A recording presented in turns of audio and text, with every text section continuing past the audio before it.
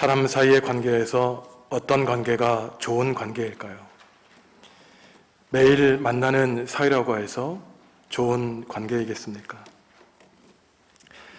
말을 많이 하고 장황하게 설명해야 서로의 생각을 이해할 수 있는 사이가 좋은 사이이겠습니까? 아니면 굳이 한마디 말하지 않아도 표정과 눈빛만으로 상대방의 생각과 감정을 이해할 수 있는 것이 좋은 사이이겠습니까?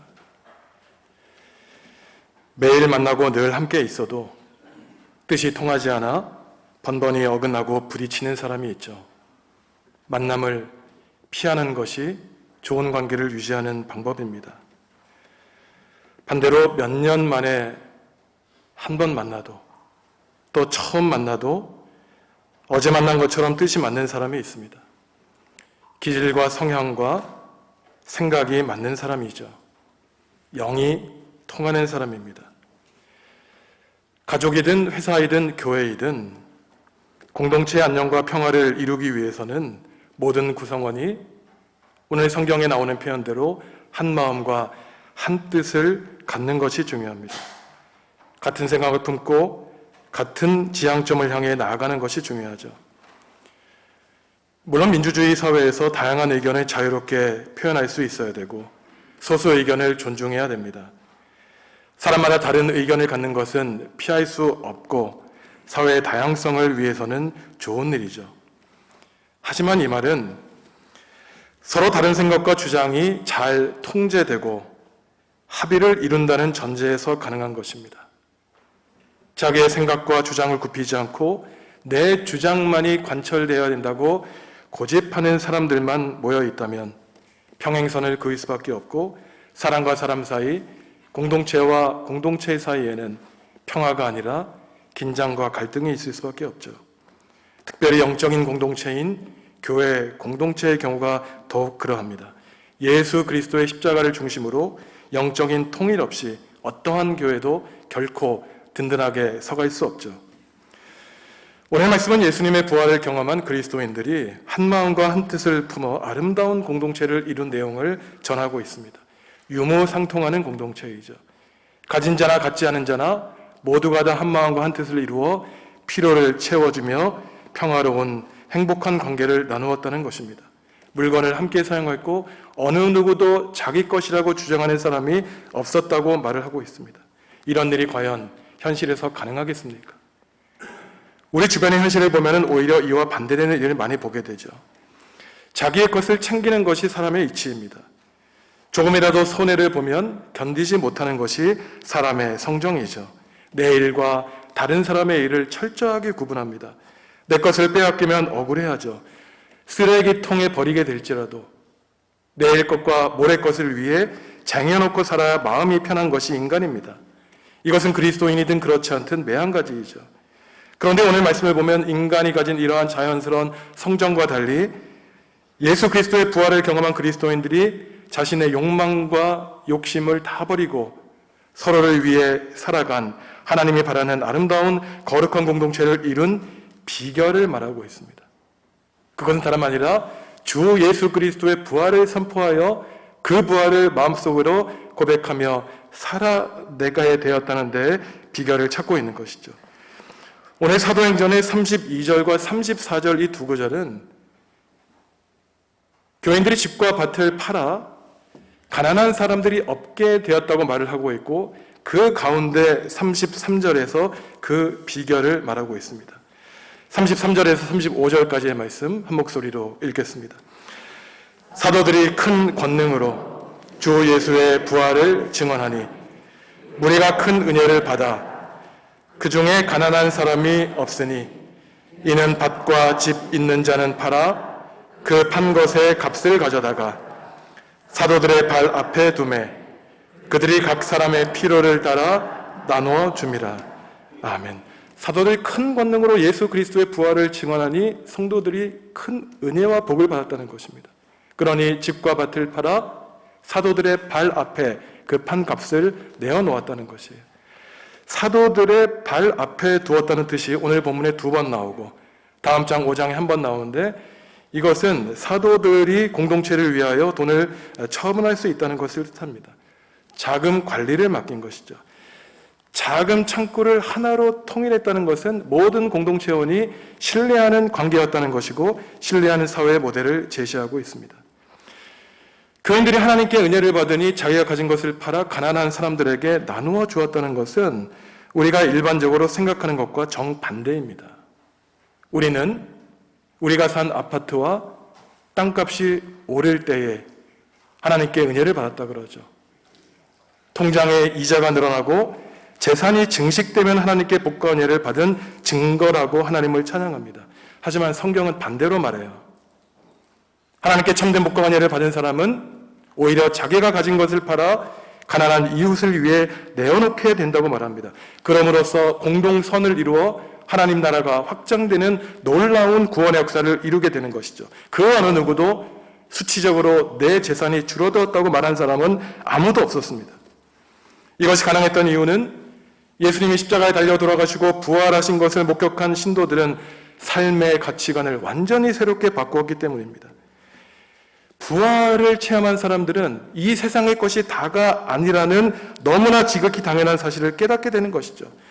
죽음 이후에 죽음이 끝이 아니라 영생과 부활이 있다고 고백하면서 이 세상의 것이 다라고 주장하는 것은 결코 함께 갈 수 없는 일입니다. 모순된 일이에요. 부활하신 예수님에 대한 믿음 안에서 참된 삶을 확신하게 된 사람은 더 이상 재물에 대하여 이기적인 마음을 품지 않습니다. 오히려 세상의 것을 내려놓게 되고 집착하지 않게 되어 참된 부여와 참된 자유를 얻게 되죠. 부활에 대해 누구나 이론적으로 설명할 수 있지만 부활의 삶을 사는 것은 완전히 별개의 문제입니다. 부활에 사는 사람은 지금 내가 살아가는 것이 나의 힘과 능력으로 살아가는 것이 아니라고 고백하게 되죠. 모두가 다 하나님께로부터 받은 것이기에 내가 받은 것은 내 것이 아니라 하나님의 것이기에 베풀고 줄 수 있는 것입니다. 유학에 머물러 있을 때에는 받는 것이 기쁘죠. 내 손에 무엇인가 쥐어져야 만족합니다. 어린이들이 교회 학교 예배를 마치고 아무런 간식을 받지 않고 빈손으로 집에 돌아가면 우리 교회는 참 나쁜 교회다 그럴 거예요. 하지만 신앙이 성숙하게 되면 받는 것보다 주는 일이 더 기쁘고 복되다는 사실을 비로소 깨닫게 됩니다. 내가 주는 기쁨과 내가 주는 헌신으로 다른 사람이 행복하게 되는 것을 보고 나의 존재의 의미를 깨닫게 되죠. 내가 헛살지 않았구나 고백하게 됩니다. 베드로가 에베소 교회를 개척하고 선교하면서 다른 교회를 개척하기 위해 떠날 때 에베소 교회 장로들에게 마지막으로 설교한 내용이 바로 이 내용입니다. 사도행전 20장 35절 말씀 함께 읽습니다. 범사에 여러분에게 모본을 보여준 바와 같이 수고하여 약한 사람들을 돕고 또 주 예수께서 친히 말씀하신 바 주는 것이 받는 것보다 복이 있다 하심을 기억하여야 할지니라. 아멘. 예수님이 그렇게 사셨다는 겁니다. 예수님이 그렇게 가르쳐 주셨다는 거예요. 우리가 수고하여 최선의 노력을 다하여 성공해야 되는 이유는 물론 내 배를 채우기 위한 것이지만 그것보다 더 중요한 것은 약한 사람을 돕기 위한 것이라는 거예요. 주는 것이 받는 것보다 복이 있다라고 하는 주님의 말씀을 바울은 깨닫게 원했습니다. 어떤 분들은 이 말씀을 오해하는 분들이 있어요. 주는 사람은 능력이 있고 받는 사람은 능력이 있으니 주는 사람이 복이 있다고 착각하는 사람이 있습니다. 그렇지 않죠. 주는 것이 받는 것보다 복이 있다고 하신 예수님의 말씀은 예수님의 삶을 한마디로 표현한 것입니다. 예수님은 우리에게 주시되 목숨마저 우리에게 바치셨죠. 의인을 위해 죽는 일이 쉽지 않지만 예수님은 죄인을 위하여 경건하지 않은 사람을 위하여 목숨을 바쳤다고 하나님이 우리에게 말씀하십니다. 그러니 부활의 예수님을 내 몸에 체험하며 사는 사람은 주는 것이 받는 것보다 복이 있다는 예수님의 말씀을 이해하는 데까지 이르게 됩니다. 내 것을 내어줌으로써 이웃과 공동체를 살리는 것이죠. 부모가 자녀에게 주는 것을 아까워한다면 그것이 부모이겠습니까? 자녀가 부모에게 주는 것을 아까워한다면 그게 자녀이겠습니까? 받는 것보다 주는 것이 복이 있다는 주님의 말씀을 이해하지 못하는 이유는 결국 예수님의 구원의 역사와 부활을 이해하지 못한다는 것을 말합니다. 예루살렘 교회인들이 집과 밭을 팔아 가난한 사람들에게 나누어주고 부활에 대한 가르침을 이해했다는 것은 단지 그들의 경제관념이 바뀌었다는 것을 말하지 않습니다. 부활하신 예수님을 만난 사람은 재물에 대한 관념뿐만 아니라 인생 전반에 대한 태도가 바뀌게 돼요. 삶과 죽음에 대한 태도가 바뀌게 됩니다.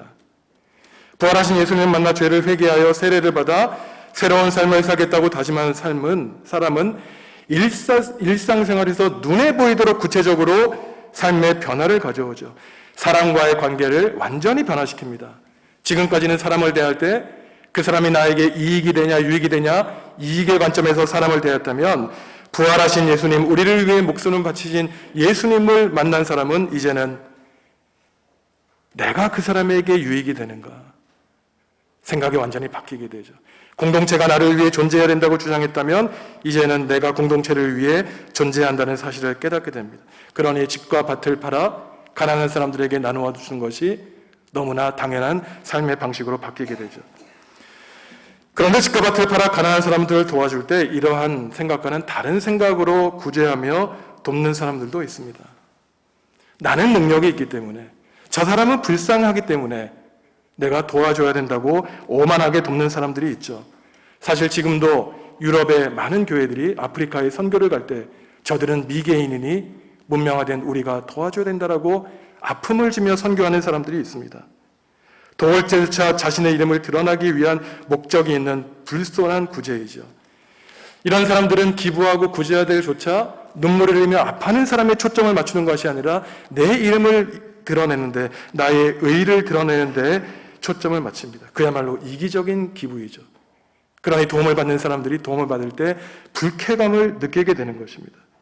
만약에 교회가 구제할 때 이처럼 자신의 의를 드러내고 지식과 부를 자랑하는 사람들만의 공동체로 남고 이러한 식의 구제를 한다면 성경이 가르치는 가르침과 완전히 정반대의 길을 가게 되는 것이죠. 교회의 장래도 어렵게 됩니다.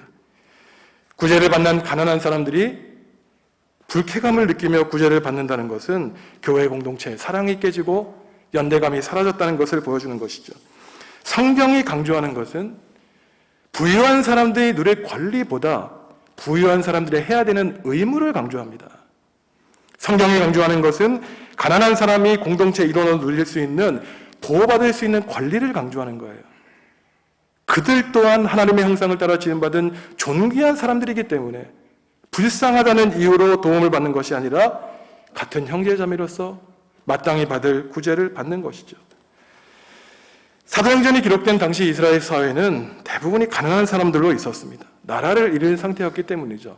로마 제국의 식민 통치를 받고 있었습니다. 거의 예외 없이 부유하지 못했습니다.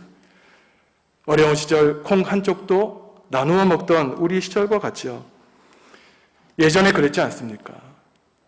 제가 말씀을 준비하면서 제 어린 시절을 기억해 봤는데 길거리에 깡통을 들고 구걸하는 분들이 많이 있었어요. 그러면 집문을 열고 밥도 퍼드리고 반찬도 덜어드렸던 기억이 납니다.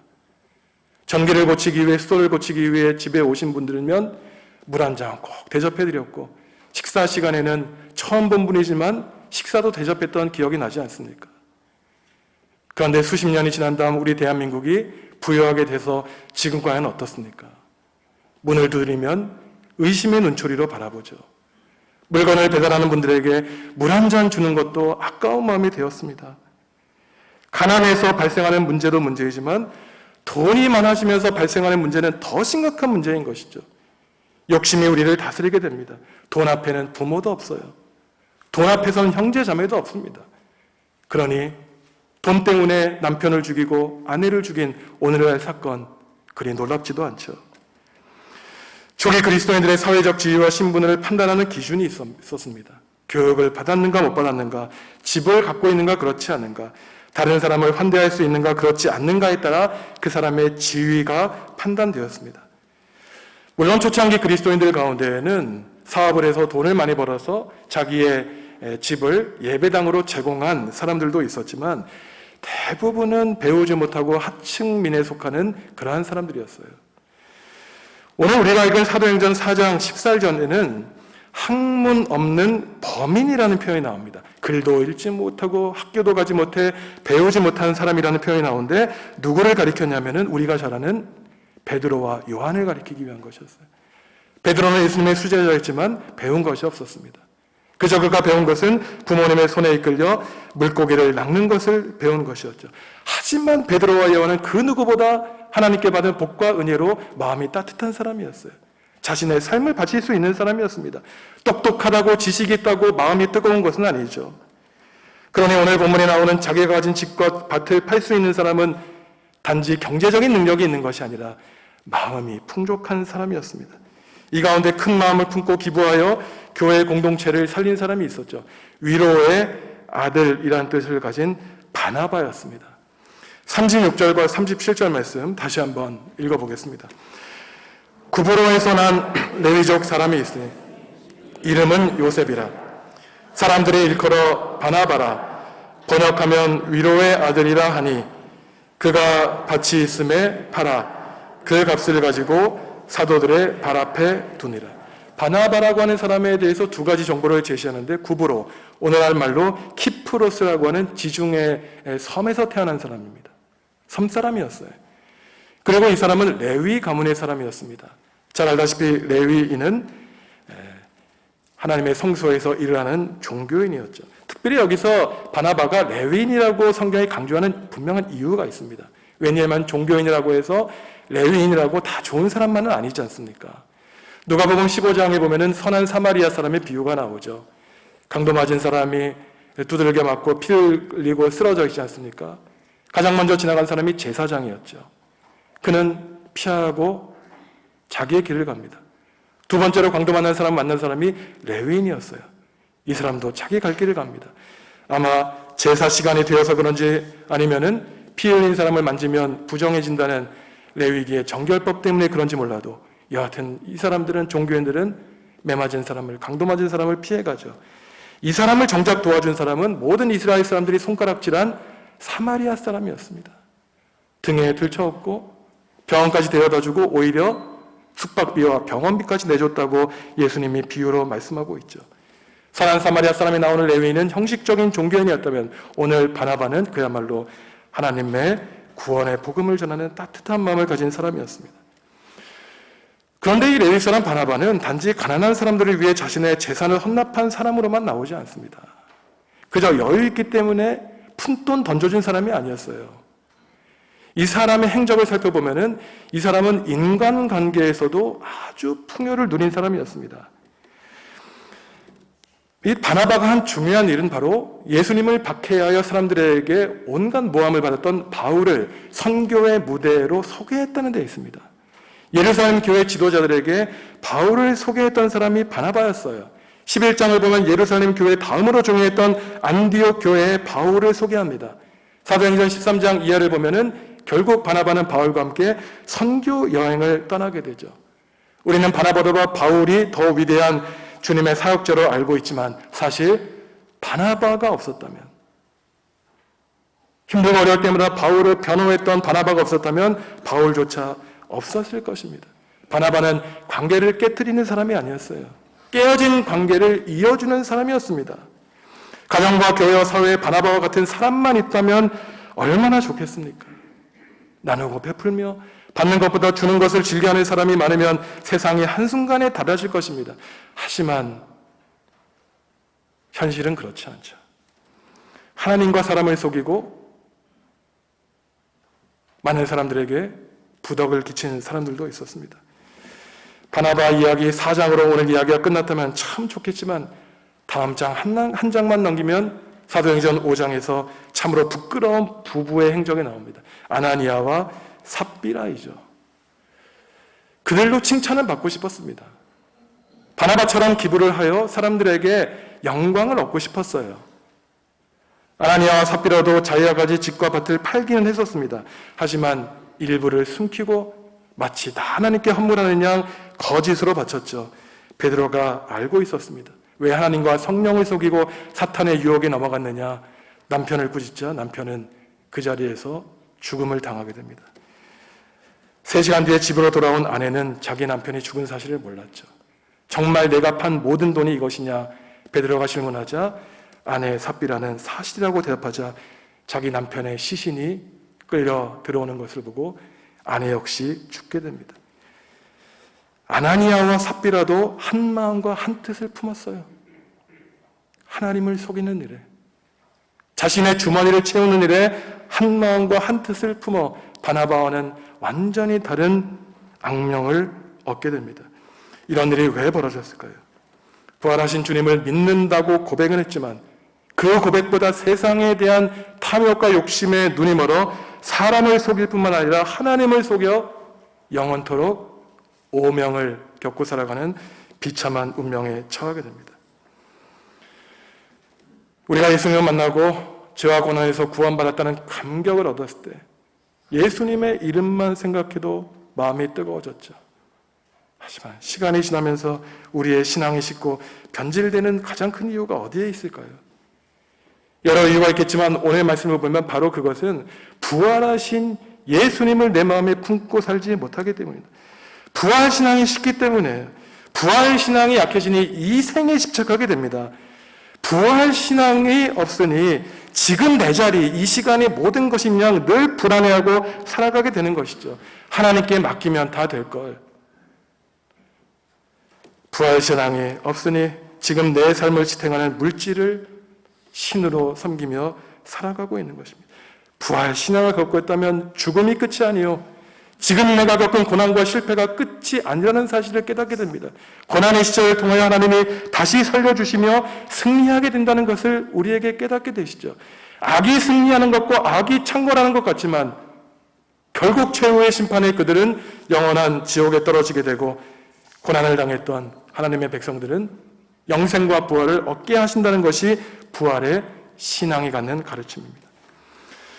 성도 여러분, 지금까지 살아오시면서 과연 우리를 행복하게 하고 과연 무엇이 우리를 불행하게 했습니까? 정말 우리를 부유하게 한 것이 무엇이고 우리를 가난하게 한 것이 무엇입니까? 우리의 넓은 땅덩어리가 정말 우리를 행복하게 했습니까? 아니면 불행하게 하진 않았습니까? 오늘 주보의 수요 묵상의 글을 보면 이러한 글이 있습니다. 우리 모두는 보잘것없는 사람이라는 것이에요. 우리 가운데 위대한 사람은 없다는 것입니다. 다 욕심을 가지고 살아가죠. 늘 쓰러지고 넘어집니다. 하지만 그 보잘것없던 범인들이 하나님께 위대하게 사용되는 이유가 있다는 것이죠. 부활하신 예수님을 나의 삶에 모시고 부활을 살아내기 때문입니다. 나를 피폐하게 하는, 나를 가난하게 하는 욕망과 욕심을 내려놓게 되는 것이죠. 강한 힘으로 움켜쥐었던 손을 펴보니 오히려 참된 부여와 참 자유를 얻게 되었던 것입니다. 받기를 기대했던 마음을 버리고 사랑하는 마음으로 베풀고 주고 살아가니 받은 사람의 기쁜 얼굴을 보며 우리가 더 행복하게 되는 것 우리가 잘 알지 않습니까? 예수님은 우리를 위해 목숨마저도 주고 가셨습니다. 목숨마저도 주실 정도로 우리를 사랑하니 모든 일과 예수 그리스도 안에서 참된 승리와 생명의 멸류관을 얻게 되었죠. 예수님은 십자가에서 죽으신 예수님을 버려두지 아니하시고 다시 살려주셨습니다. 사랑하는 성도 여러분, 부활신앙을 마음에 품고 살아가시기 바랍니다. 힘들고 어려울 때마다 다시 살아나는 신앙의 신비를 회복하시기 바랍니다. 간절히 기도하기는 하나님이 세우신 우리 정읍중앙교회 안에는 부활하신 예수님, 성령님으로 한 마음과 한 뜻이 되어 하나님 보시기에 아름답고 거룩한 공동체가 되어 초기 교회 이상을 실현하는 것입니다.